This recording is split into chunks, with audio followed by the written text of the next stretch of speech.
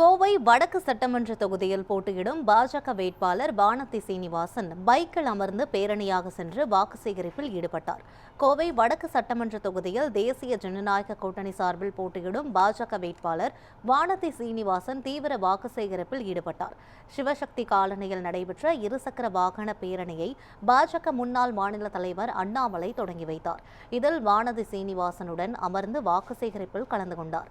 பாஜக, அதிமுக உள்ளிட்ட கூட்டணி கட்சி தொண்டர்கள் நூற்றுக்கணக்கானோர் பேரணியில் பங்கேற்றனர். செய்தியாளர்களிடம் பேசிய வானதி சீனிவாசன், கோவையில் தேசிய ஜனநாயக கூட்டணி அனைத்து தொகுதிகளிலும் வெற்றி பெறும் என நம்பிக்கை தெரிவித்தார். மேலும் எதிர்க்கட்சிகள் மீது குற்றச்சாட்டுகளை முன்வைத்து காவல்துறையினரை மிரட்டுவது, வாக்காளர்களுக்கு பணம் வழங்குவது போன்ற குற்ற செயல்கள் நடைபெறுவதாக கூறினார்.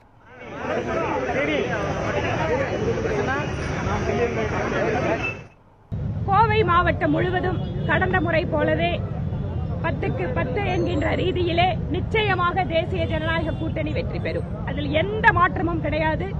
ஏனென்றால் கோவை மாவட்டத்து மக்கள் யார் வளர்ச்சிக்காக வேலை செய்வார்கள், யார் மக்களுக்காக உழைப்பார்கள் என்பதில் தெளிவு பெற்றவர்கள்.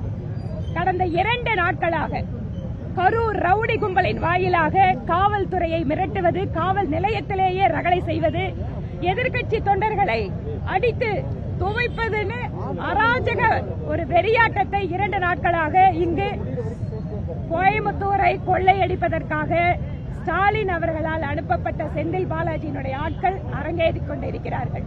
2500 ரூபாய் ஒரு சில தொகுதியில, தெற்கு தொகுதியில 5000 ரூபாய். இந்த பணம் எல்லாம் எங்கிருந்து வந்தது? இந்த பணம் எல்லாம் எங்கிருந்து வந்திருக்கு?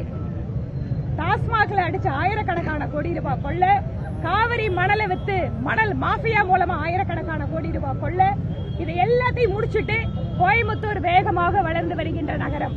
இன்று இந்தியாவிலேயே கோயம்புத்தூர்ல இருக்கக்கூடிய தொழில் வளர்ச்சி முன்னுதாரணமாக இருக்கக்கூடிய இந்த நகரத்தை கெடுப்பதற்காகவே திட்டமிட்டு ஸ்டாலின் அவர்கள் கோயம்புத்தூரை பழி வாங்குறதுக்காக செந்தில் பாலாஜியை அனுப்பி இந்த வித்தையை காட்டிட்டு இருக்காரு.